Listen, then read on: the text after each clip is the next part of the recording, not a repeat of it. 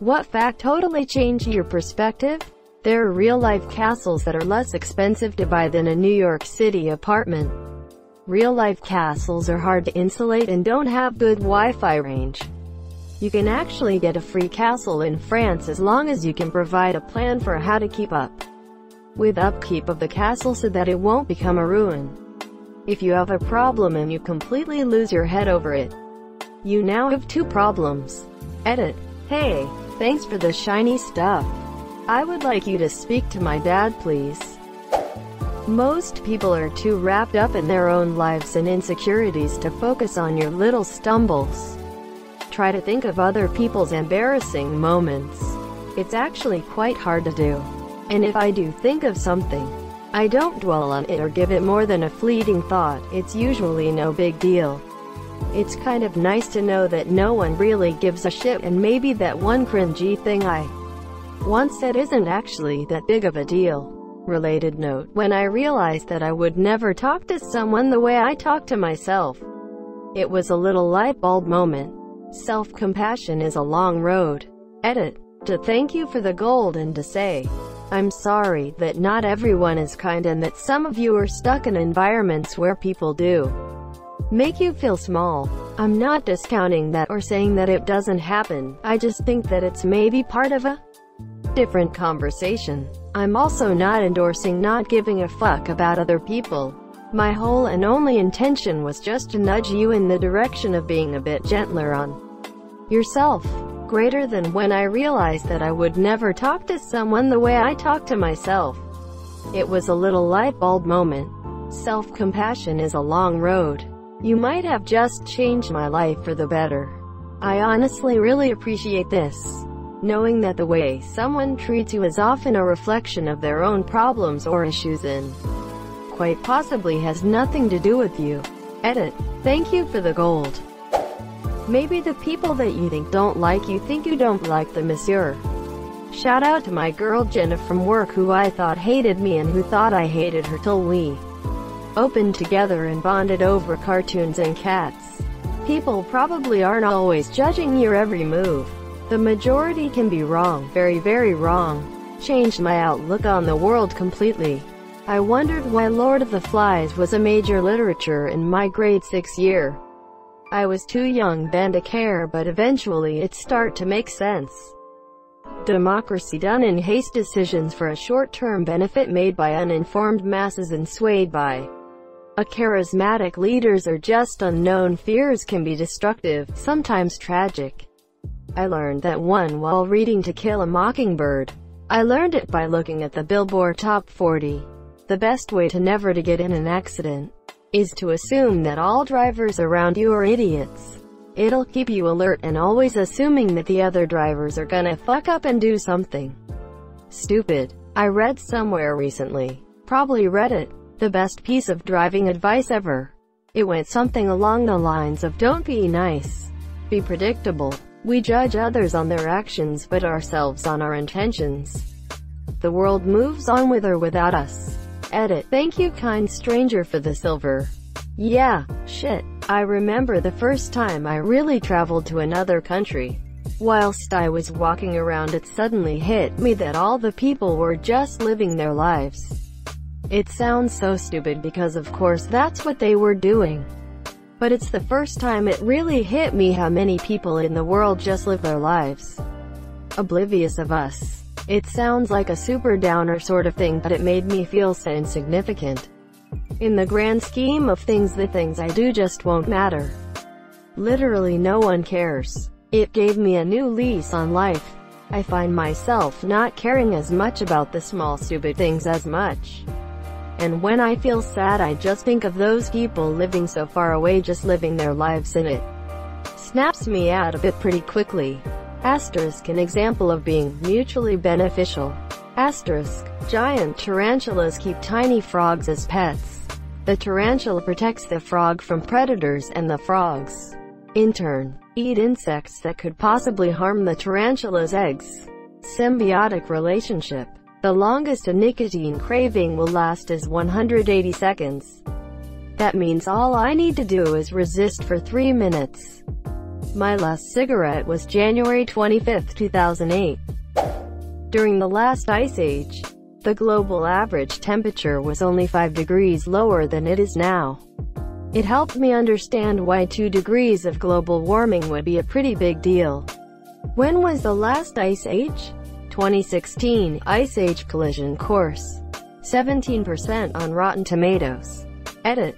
Well, thank you kind strangers for the silver and gold. You have an increased chance of getting murdered or committing suicide if you win it big in the lottery. And I think the chances are increased quite dramatically.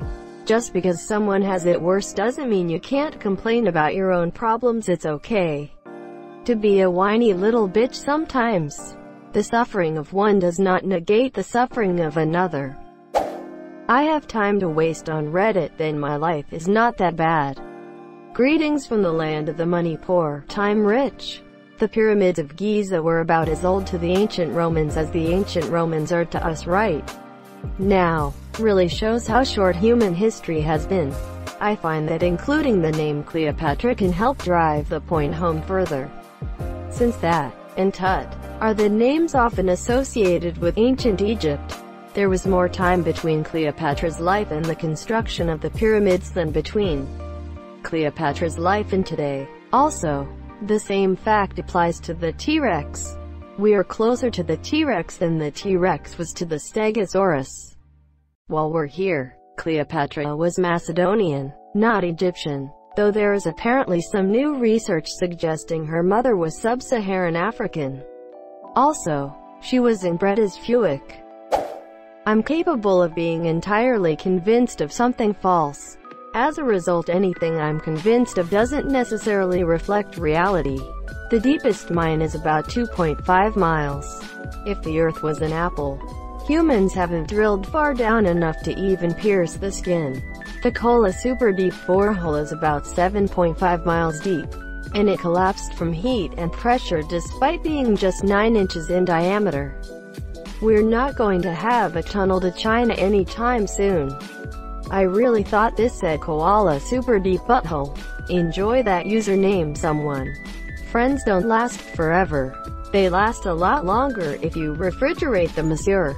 Even longer frozen, but they lose the fresh taste. It also doesn't mean they're bad people. It just means their part in your story is done. I read this quote somewhere. No girl wants someone who doesn't take care of themselves. I went a long time thinking girls were just shallow until I realized I never washed my face or got a personality. Edit. If you don't know how to get a personality, just steal one from TV. Edit. You can absolutely steal a personality from TV.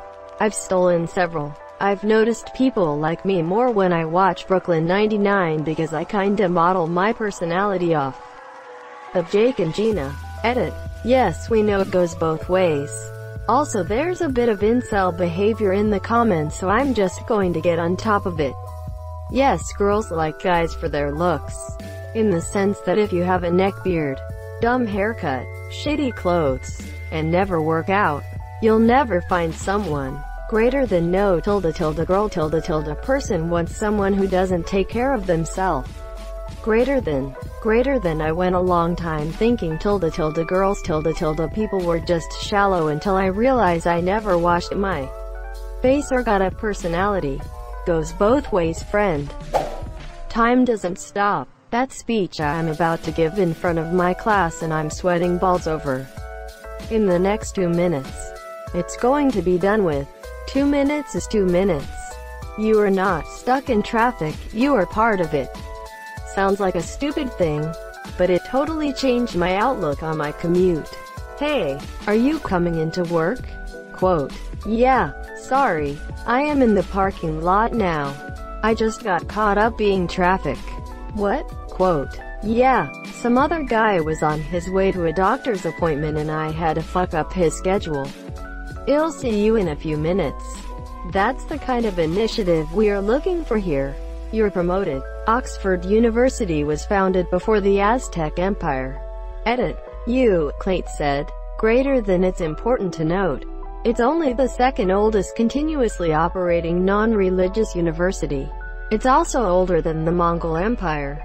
the fall of the Byzantine Empire and was founded 300 years before the Europeans rounded south Africa, though I think people confuse the Aztec Empire with Mesoamerican civilization, which is far older. The Aztec Empire had barely formed by the time the Spanish arrived. The Mythbusters didn't get along. You could see it a bit in the show, but I didn't really know the extent of it. Edit. Didn't clarify before. Just Jamie and Adam, not the rest of the crew. My mother watched one episode of Mythbusters when it was still active. She told me they did not really like each other. I thought she was wrong. Like, how could they not like each other? They worked together making one of the greatest shows on earth. Turns out rule number 1 still applies. Mom is always right. Not really a fact, but good advice. Never argue with a fool. A stranger walking by won't be able to tell the difference. Edit. The prevalence of Redditors who think Jay-Z invented this saying is too damn high. Sort of related. Churchill said that a fanatic was someone who will not change their mind and cannot change the subject. My fly being down during the presentation I thought I nailed. Don't be ridiculous. That is why you nailed it? We can't say no to someone with balls that big. There are planets out there without suns. Planets that are hurtling through space in absolute total darkness. Imagine being there. When people drive drunk in the countryside, they'll sometimes drive without lights on in order to avoid being spotted in the distance by cops. I feel like there's a comparison to be made between these people and your hurtling planets. A 12-ounce can of soda pop has 20 packets of sugar in it. Fuck. I should be dead. This fact is super relevant to tomorrow. Martin Luther King Jr. and Anne Frank were born the same year. Blows my mind whenever I think of it. Edit. I wrote this on Sunday. Just to clarify the tomorrow comment. Abraham Lincoln and Charles Darwin were both born on February 12, 1809. If cats were our size and we were their size, they would not even hesitate for a moment to kill and eat us. After playing with us, I now understand my cats better. It would only play with you if it was a domestic cat. Feral cats don't play with their prey when hungry. They quickly and efficiently kill it within seconds to waste as little energy as possible. Well, that's comforting, I guess. There's this very big number called Graham's number. The entire freaking universe does not have enough space or atoms for you to write down every digit. Just make it a smaller font size, silly. And single space. I knew a guy in college and I guarantee you if there was a test coming up he'd fit that number on a 5x7 index card, no problem, monsieur. How strong gravity is at a neutron star? If you were to stand on top of one, you'd be flattened at the subatomic level. What's really cool is that it wouldn't just crush you. It would crush you so hard that the molecules that make up your body would stop obeying what we typically think of as fundamental laws of particles. Everyone goes on about black holes. Neutron stars are cool as shit. Life is unfair, but life is unfair for everyone. Sometimes you have it better. Sometimes you have it worse. Applying this mindset made me feel less mad at a lot of circumstances, even though it sounds dumb. Everywhere in the universe looks like the center of the universe. The fact that on the quantum level, observing something alters its behavior. I was taught how it works like this. If the only way to know if something exists is to bash it with a hammer, everything we find will be dented. Because to observe something you must interact with it. You can't choke an owl. I like the idea that this changes your perspective on life. He's an owl. That sounds like a challenge. The high ground is a tactical advantage in combat situations. You underestimate my power. This sounds really obvious, but bear with me. Recently I realized that reality only exists in one form, and that it in your brain. Your body. Your perspective. So wishing you were someone else, looked like or acted like someone else, or had different talents is literally wishing you were born in an alternate universe or something, which people don't typically do. Everyone accepts that we live on planet Earth as humans and not Mars as aliens. So what I need to accept is that the only life there is ever going to be is mine. Like, there was no reality before I was born as myself, and the instant that I die the world will cease to exist. I mean, sure, other people will live, but I will not, and in that sense life will. As the literally only thing keeping me in this reality is my own body, brain, and thoughts. Every single about me is literally the only thing that makes sense, because if I wasn't me I wouldn't be anything at all. If you know what I mean, you know. If not, IDK what to tell ya. Edit. Whoa, I just threw this comment up last night and expected it to get buried. And then I woke up to this. It's neat that a lot of people are thinking a lot about this. And thanks for the references to all of the already existing related concepts. I didn't realize that there were actual names for my weird nighttime revelations like this, and now I am very much interested in philosophy. I, too, have taken LSD, but I do get what you mean. Thank you so much for watching and have a good day.